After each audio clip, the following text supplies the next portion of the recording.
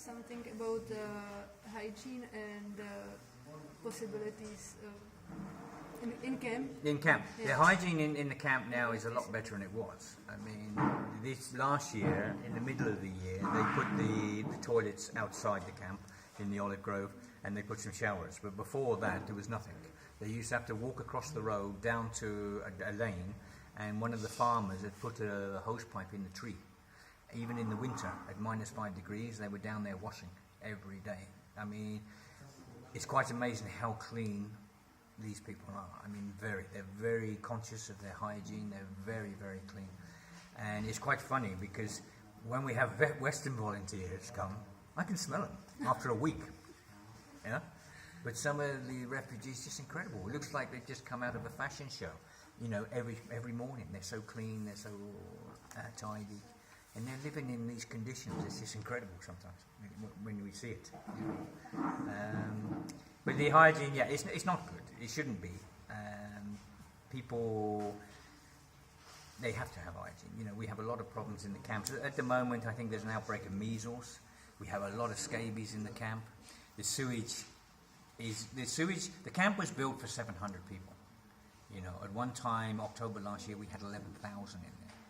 The sewage system is not made for it, so it pours out onto the road and everything else. They try their best to keep pumping it out. Even the water system is not good. It's a big water tank. The water delivers on it by lorry and pours up into the tank. And in the summer, the tank gets hot. So it's a nightmare in there, absolute nightmare. And putting all these different nationalities, so many of them crammed together, you know, it's a disaster. I'm quite surprised we haven't had more problems than we have. We've had deaths. It's a lot of fighting. They say last night they were fighting in there big time. But I always think if it was 7,000 British people, English people in there, God, can you imagine putting them in that tight place? You know, they would be fighting every single minute of the day. You know, and I think that goes for any nationality. If you cram them into if you put, say, 1,000 people from Germany, 1,000 from England, 1,000 from France, everything else, into that tight little space, they're going to fight. Yeah. So, you know, and when people say, oh, you know, they shouldn't be doing this and everything else, it's disgusting. Well, they shouldn't be in these situations. They shouldn't be put in these situations. Here in Europe, we're meant to be civilized. We're civilized people. Why are we caging them up worse than animals? You know, we've had instances where they actually, new arrivals are put in a cage, you know, on kiosks. They were put in a cage and they had to stay in that cage. If they wanted to do anything in the cage, they had to do it in front of other people. This is not civilized. This is disgusting.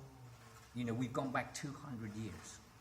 You know, I was brought up in Europe and I believed in Europe. And what I've seen in the last 4 years inside Europe is so disgusting, it's unbelievable. And these camps should never be. They should be closed, and we should treat these people with dignity. You know, they're human beings. They're mothers, fathers, daughters. You know, and the media degrades them. The politicians degrade them. It's wrong. It shouldn't happen.